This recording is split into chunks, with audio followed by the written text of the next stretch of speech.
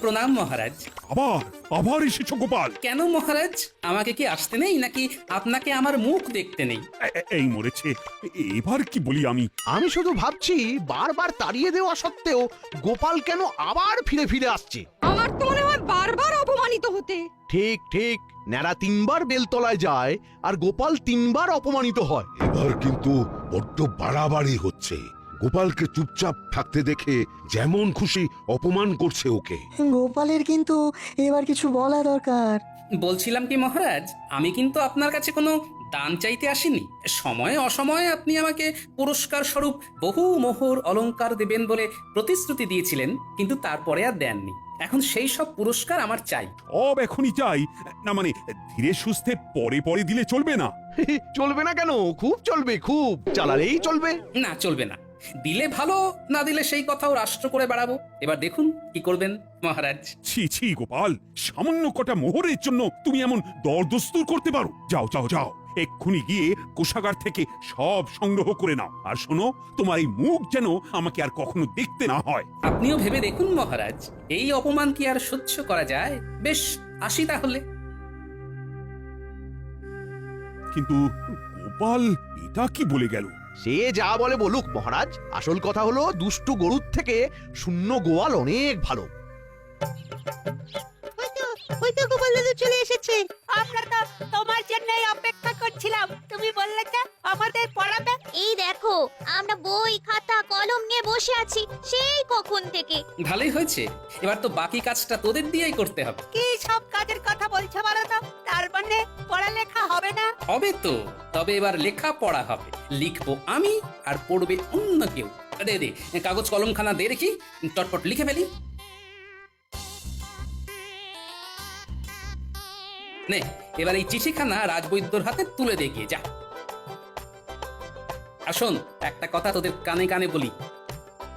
কি বলছো কি গোপাল দাদু? দাদু যা বলছে ভেবে চিন্তে বলছে নিশ্চয়ই। চল, আমরা দাদুর কথা মতো কাজ করি।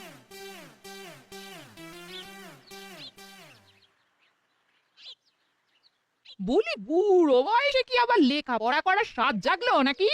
স্বাদ তো জাগে, কিন্তু সাধ্যে কুলোয় না গিন্নি। সে কি আর আমি জানি না। তবে ওদিকে কি খবর? মহারাজ কি নিজের ভুল বুঝতে পেরেছেন নাকি এখনো অন্য ঘরে রয়েছে? না, এখনো পারেননি, তবে আজ যে অপমান করেছেন তিনি আমায়, এরপরে বেঁচে থাকাই মুশকিল। কি আবোল তাবোল বলছো বলো তো তুমি? একটু জল খাবো, জল দাও না গিন্নি। সেটা ভালো করে বললেই হয়। দাঁড়াও, দিচ্ছি।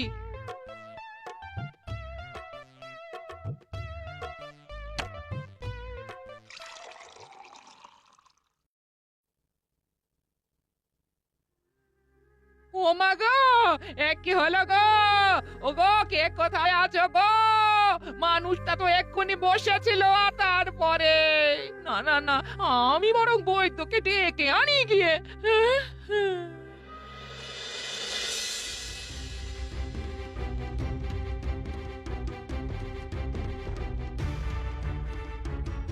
তখন থেকে তো অনেক পরীক্ষা করলেন, কিন্তু মানুষটা এখনো চোখ খুলে দেখছে না কেন? হ্যাঁ, বড্ড দেরি হয়ে গেছে। তার মানে এই মানেটা কি? হ্যাঁ, গোপাল জগতের মায়া ত্যাগ করেছে। আমার সে কি কথা গো? ও গো, আমার কি হবে? ও দাদু, দাদু, আমাকে ওঠো না গো। ও দাদু, একবার চোখ খুলে দেখো না। ও দাদু, দাদু, দাদু গো। এই যে তোমরা যাও, একটা কাজ করো, মহারাজকে গিয়ে এই খবরটা দিয়ে এসো এক্ষুনি। বাকি ব্যবস্থা আমি করছি না হয় ততক্ষণ।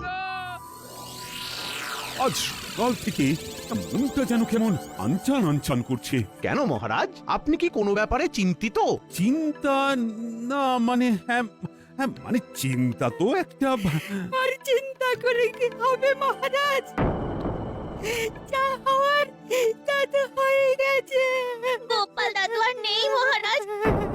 দাদু আমাদের ছেড়ে চলে গেছে। একবার শেষ দেখা দেখে আসবেন। হ্যাঁ, কি শুনলাম আমি? গোপাল আর নেই? এমনটা তো একটুও ভাবতে পারিনি। আজ এ কি দুর্যোগ নেমে এলো এখানে। গোপাল আর নেই। এমনও শুনতে হবে? আমার তো মনে হচ্ছে মহারাজের কাছে অপমানের জ্বালা সহ্য করতে না পেরেই গোপাল হৃদরোগে আক্রান্ত হয়েছে। হুম। না না না, ব্যাপারটা ভালো হলো না। চলো চলো সবাই মিলে গোপালের বাড়ি যাই। হ্যাঁ হ্যাঁ হ্যাঁ, তাই চলুন মহারাজ। গোপাল আমাদের এতদিনের সাথী, গোপালের শেষ যাত্রায় আমরাই কাঁধ দেব না হয়।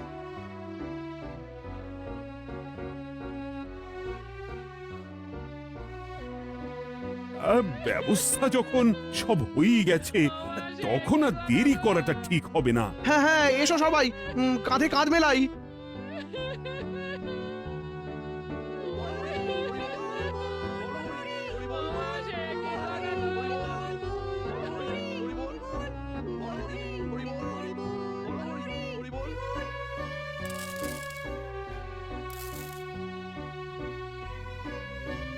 ও, এই দৃশ্য কিনা শেষে আমাকে দেখতে হলো, কিন্তু তবু আমার খুব জানতে ইচ্ছে করছে বাচ্চারা থলি ভর্তি মোহর অলংকার সব ছড়াতে ছড়াতে যাচ্ছে কেন, আর গোপালের হাত দুটোই বা ঘাট থেকে বেরিয়ে দুদিকে ঝুলছে কেন?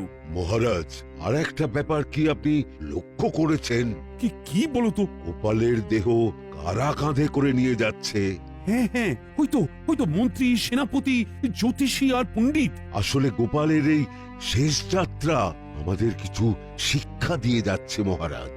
এই যে দেখুন, যারা গোপালকে সহ্য করতে পারত না, এখন তাদেরই কাঁধে গোপাল যাচ্ছে।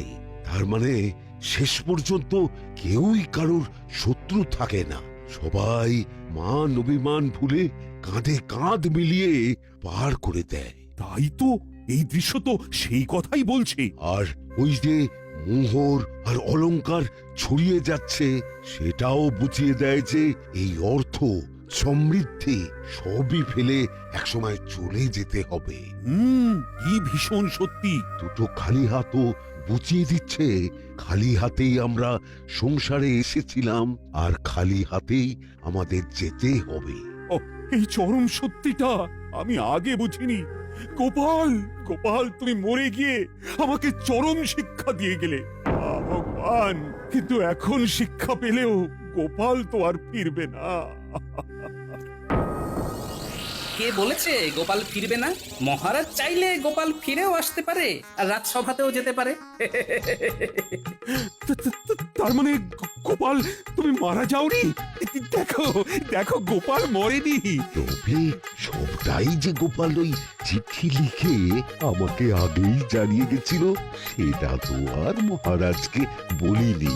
আরে আরে, দেখছেন কি? খাটটা এবার কাঁধ থেকে নামান। আমাদের দাদু আমাদের ছেড়ে চলে যাবে, তাই সাহস নাকি? আমরা যেতে দেব নাকি?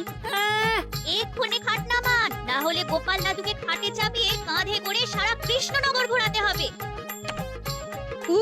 এতক্ষণে ঘাম দিয়ে ছাড়লো যেন জ্বর। কেউ এসে হাতটা আমার ধর। ও গোপাল, আচ্ছা একখানা খেল দেখালে বটে। খেল তো এবার আমি দেখাবো। হ্যাঁ, এই বুড়ো বয়সে তোমার হিম্মতি আমি বের করছি। মহারাজকে শিক্ষা দিতে গিয়ে এমন রসিকতা না করলেই চলছিল না। আর ঝেঁটিয়ে তোমার মাথা থেকে এই রসিকতার ভূত নামাবো। হ্যাঁ, এই তো ওরে বাবারে, গেলাম রে। ছেড়ে দাও গিন্নি, এবারের মতো ছেড়ে দাও আমাকে। ওরে বাবারে। সবাই গোপালের কাছে জব্দ, আর গোপাল গিন্নির কাছে।